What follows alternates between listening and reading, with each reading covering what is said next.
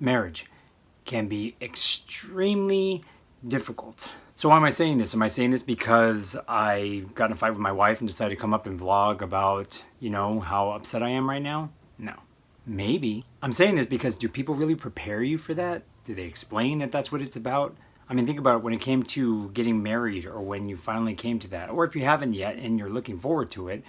What usually happens is that you tell the people you love and they're like, wow, congratulations, let's have a party. Let's grab all your buddies that you're not going to see anymore and then make them the groomsmen. And then let's get all your girlfriends who have no idea about marriage and line them up and then make them your court. And let's just get everyone together and then just get all this stuff, just throw a bunch of money at this whole big old party. And then after that, hey, you're on your own.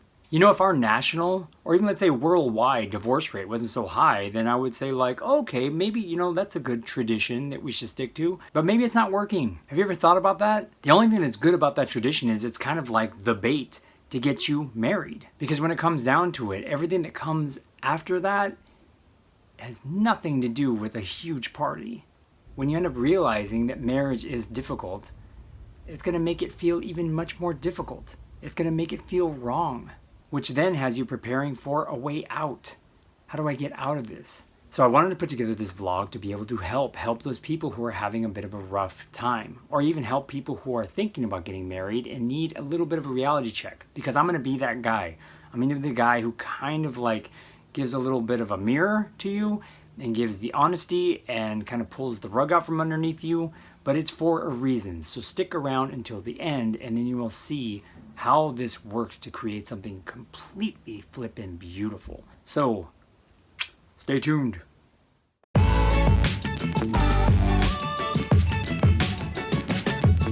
Marriage is difficult. Yes, it's supposed to be, okay? It's not just you. It's not just your marriage. It's difficult because it's a challenge. Challenges make us great.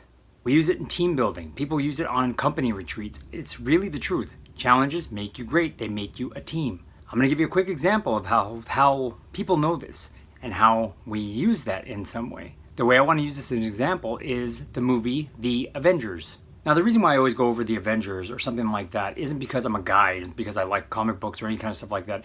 It's because if you think about it, how much money was poured into these movies. They were not messing around. They knew they had to build something with backbone. And that backbone was story and structure and character. They knew that they were going to have to get down the line 10 years later and build a team that was going to be willing to sacrifice their own lives for each other, for humanity. How are they going to build that? How do you create a team? How do you create the Avengers? How do you put them all together?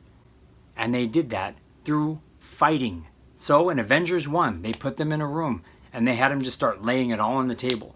All you earthlings are just petty and tiny. Or Hulk saying like, oh, you don't know my pain and my suffering. Tony Stark is like, I'm the greatest, I'm the smartest, I'm the most brilliant, I have the most money, I'm better than all of you. And then Captain America's right in Tony's grill saying like, you're only a suit. That's all you are. Behind that, you're nothing else. Okay, I'm telling you, as a storyteller, that was done for a reason. You want to build a team.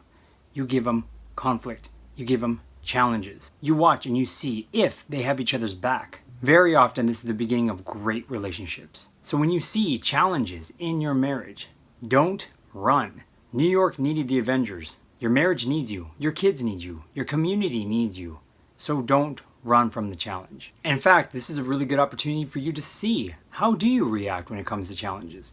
Okay, are you someone who tries to bully their way through them? Do you build a team to sabotage your enemy? Or do you run? Take an honest look at yourself. These are good things to ask yourself or to even think about before getting married, because if you're headed towards more and more challenges, how are you going to react?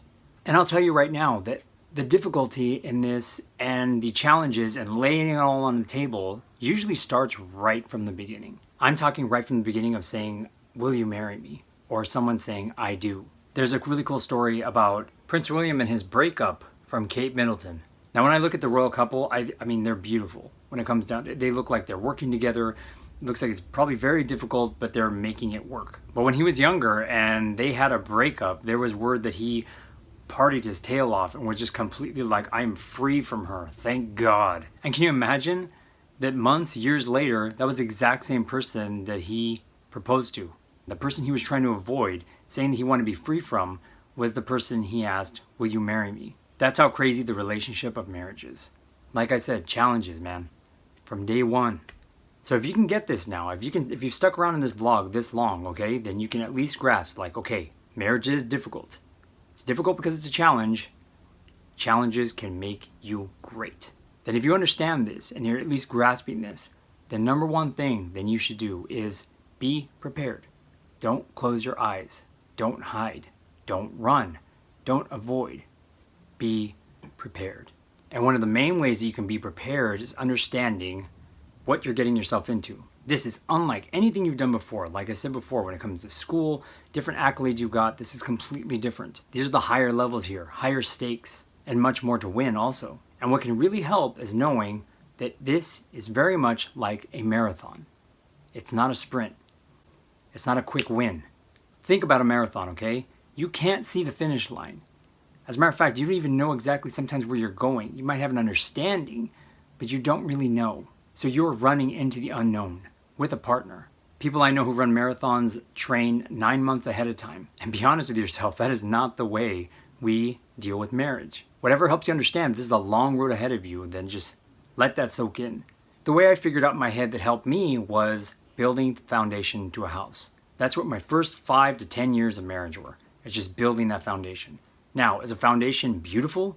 Is it romantic? Do you invite people to come over and have a party on your foundation, your concrete slab of your house? No, you don't. It's actually concrete, slab, cold, gray. But if you build that foundation wrong, your house will fall apart. My advice to you is if you're even looking into marriage, or if you're even married in your early years right now, give it at least 10 years. 10 years of just pouring that concrete, doing the work together, with a little bit of advice from other people who are knowledgeable about the foundations that they've grown and the houses they've built on top of them. Start with that. 10 years. And believe and trust that you're going to get that house. So, prepare for the marathon, okay? So, after getting prepared, accept the challenge. Don't tune out. It is very easy to tune out. It's very easy to say to your spouse, you know what? I don't have the time because of work. Or I can't do that for you, or I can't work with you on this because of kids. A lot of this too ends up going to like, I need my daddy time. I need my mommy time. I need my guy time. I need my girl time. I'm not saying that stuff is not important. I know that it is to some people. But the truth is that that stuff changes once you get married. It really does. Out of the marriages I've seen that have really worked really well, people who got married left behind that old life. I had a best buddy of mine who eventually over time, not being able to hang out with me and seeing that I was, having a frustrating time in my marriage and adjusting, making changes, started telling me that I made the wrong decision. I left that guy behind. He was a very good buddy when I was single and when I was dating. He was not a very good buddy when I was married. And then what happens, about 8 years later, he's married, doing the same things I'm doing. Not hanging out with homies, not hanging out with his buddies. His priorities are completely changed. So tuning out my wife to some buddy who wanted to hang out and have drinks and go back to the old days, that wasn't right. That would be tuning out. My wife had similar experiences. She had her girlfriends that she kept around and she wanted to talk to them, and the advice they gave her was pretty much don't be married. Our marriage got stronger when she decided, I'm not going to tune out my husband. I'm going to get rid of that noise from people who aren't married. How do you expect to accept challenges and to go through these challenges and grow in a relationship when your relationship is with another group of friends, or with a TV, or a video game, or a coworker, or your job? And you can do that. You can do that for years. I've seen people do it. I've seen people do it for decades. These adults might think that they're tuning something out and that's the way they're going to be dealing with it. But I'm telling you, you have an audience, usually your children, who are watching and realizing, you tuned out my mom. You tuned out my dad. You guys had work to do, and you guys ignored it. This is what's really happening nowadays. There are a lot of these kids who are growing up and now in their 20s and 30s, and they seem that it's like their world is me, or that they're being demanding. But the truth is, they're looking at the truth. They're looking at parents that were tuning each other out. And those kids are right for thinking that. I don't care how bratty that I might think they are, or other people might think they are, is because they want better. And I hope that they do better. So don't tune out. It only catches up with you in the end. And this leads me to my next point. This is probably one of the hardest ones. And that to win at this marriage game, you have to lose. And the ego does not like that. Or should I say a young ego does not like that. This is the test of whether you've really grown or not. This goes against the way you were taught, because we are taught to win from a very young age. Win with grades, win with trophies and sports and all these different things. And in the marriage game, you win sometimes by losing. When you're looking at your spouse, If there's a very natural feeling to realize, I don't like this person. This person's trying to get me. I'm not going to bend. The reason why you're probably feeling that is because you are about to lose. You're about to lose quite a bit of yourself, of me. It is now going to be us. So it makes sense why when you meet your spouse sometimes, it starts off rocky. It starts off with a lot of struggle. That desire to fight and defend yourself, that desire to win, it starts right away. It's natural. I was taught this in writing. I was taught, when you want to make a really good romantic comedy, put a lot of fighting in there. That didn't make sense to me. I thought, no, it has to be much more emo and all this different stuff. That's how you make. Then my teacher showed me It Happened One Night, which is the best romantic comedy I've ever seen in my entire life. You have two people from different worlds and they're completely at each other's throats and completely jammed together, and it really sucks. But inside, you really want them to get together and you really love them. And you know that they're going to make each other better people. And that's how it works. You have to fight and you have to lose. I want to give a shout out to the supermodel and volleyball player, Gabby Reese, who is just amazing. And Gabby Reese wrote a book called My Foot is Too Big for the Glass Slipper. This woman is just amazing, and she's married to Laird Hamilton, who is like the man among all men. And in this book that she wrote, she talked about how it was important for her to be submissive. And I remember her doing the rounds and doing all the promotions for her book, and so many women who were set to interview her saying, "What did you say about being submissive to men?" She got so much flack for that. It was ridiculous. If those women who are interviewing her think that she's weak because of that, they are completely foolish. That woman is a freaking winner. She has done nothing but just compete and win for her life. And the coolest thing that she did is that she understood that to win in marriage, that she had to be submissive at points, that it wasn't about winning, that she had to learn to lose. And every time I saw these interviews, I just thought, man, I wish I could tell her, congratulations. You're not at the superhero woman level. You are at like the guru level. People who beat their ego. She surpassed everybody. She gets marriage. I said earlier that I thought it would be really healthy if you look at yourself and think like, what do I do when I see a challenge? A good question to ask yourself is, what kind of loser are you? Are you one that when you lose, you throw a fit and you just get freaking angry and you can't get over it? Are you a sore loser? Do you have to destroy your opponent? Do you have to destroy the winners? Or you spend your life destroying winners because you are a sore loser? Are you a person who's able to say like, you know what? You lose today, you can win tomorrow. It's okay. You just keep going. Or are you a person who's very good at accepting that losing is your way of life and that you just accept it and go forward, and there's less pain and suffering if you just accept losing? When you think about the loser thing, go back to the Avengers Endgame. When you see how each one of the Avengers reacted to losing, how did they live their life after that? How did it make them feel? What did they choose? You can even use that with Thanos. I mean, when you look at Thanos and you see that he's able to see the future and see what he's able to accomplish, and what they're trying to do now to reverse that. How does he feel when he feels that he might lose? Then maybe you might be able to understand why I think it's really effective for you to ask yourself, what kind of loser are you? Thinking about this is very, very important, very good for your marriage. So think about yourself as a loser, how you like to lose, how you don't like to lose, whether you can allow yourself to lose, and how to find a way to make losing win for you. These are really good things because I'm telling you, this is not the way I was taught. This is not the way most people are taught. But this point right here is a pretty good one. This one's a doozy. You change each other. You are effective in changing your spouse. You are effective in changing yourself. That's what most of this stuff is about. We are often taught that we cannot change a person. I call bullshit. That is a lie. That is a bullshit lie. The only reason why people say that is because they're not getting the changes out of the person that they want, and they usually want them instantly. Here's an example of how I can change things right now. If I go outside onto the street, right, and wait for one of my neighbors or just some random person to ride by on a bike, and then I push them off, I've changed that person's life. That person might not want to ride down this street anymore. They might decide this is a dangerous neighborhood. They might decide, you know what, it's men. Men are the problem. That guy's a man. That's why I got hurt. There's so many different things that can change a person just from that one push off a bike. And you still want to tell me that you don't believe you can change somebody? That's the truth, is that we do change things. We do change people. We change our lives every day. We have an effect on others. And it's really sad that we throw away the possibility of changing our partners or the people we love because we don't get instant gratification of those changes now. We give up on changing people because we don't want to push, because we don't want to get loud, because we don't want to hurt the other person. Bullshit. This is a challenge. This is a relationship. You jump in. You do like the Avengers did. You throw it all on the table. You pull out the mirror and make people look into it. If your spouse is having affairs and you don't like it, you call them out on it. If your spouse has addiction problems, you call them out on it. I often go back to my own marriage to do research and to look at things because I'm proud of what we've done, and I also like to test what we did it work. So this one day I ended up asking my wife, not as a trick question or anything like that, but I asked her, it's like, do you think you have changed in this marriage? And she said, of course, heck yes I have. Are you kidding? It's like from where I was before to now, I mean, over 10 years, yes, there have been a lot of changes. And then I asked her, how did you make these changes? And she thought about it, and she gave what I think is most people's answer, which is, well, you can only change yourself. So, when it comes down to it, you have to want to change. You have to. And then she froze. And she thought, well, you changed me a lot.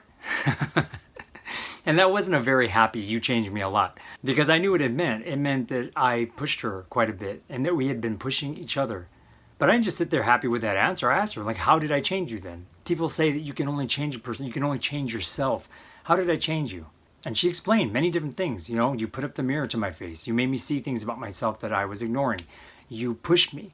So we truly did change each other, and we know that. It just took time. And a lot of these things take a lot of time and a lot of effort and a lot of love and a lot of relationship building. You jump in and you push to change your partner in the best ways possible.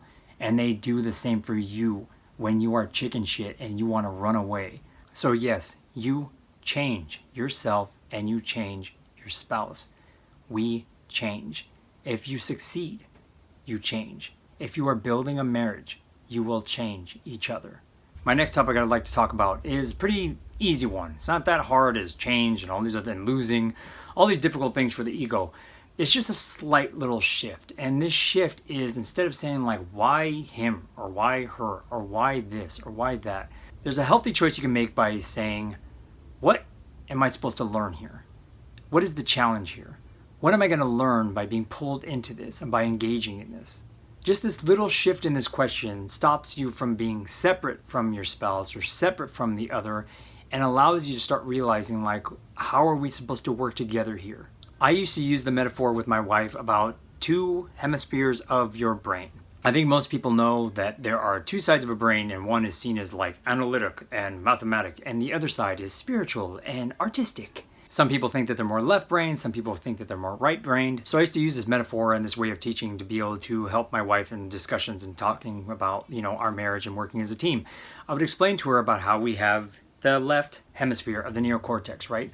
And this left part of the brain controls the right part of my body. Now, have you ever woken up where the left part of that brain tells the right part of your body, I would like you to hit the left side of your body as hard as you can, because I'm angry at it right now.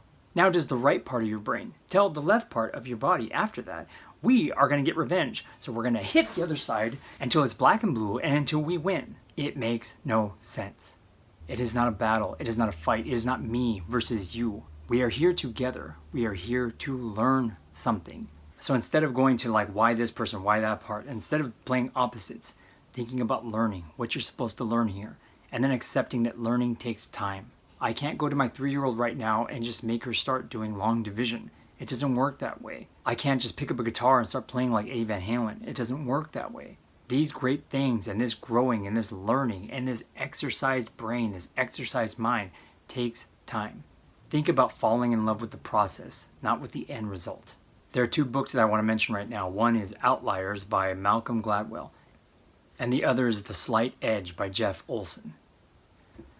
In Outliers, Malcolm Gladwell explains that there is no true, just born genius, that it takes work. He says it's about 10 years of work, or about 10,000 hours of work, that creates genius. Whether that's true, whether that can be factually proven, it doesn't matter to me. But the examples he gives in the book are just ridiculous. The Beatles, when he talks about the Beatles and how much they played and played and played in dives in horrible places, but they didn't care. It made them great. And when people are looking at these people thinking, you're amazing, I want to be like you, do you realize what it took to get there? They love the process. not the end result.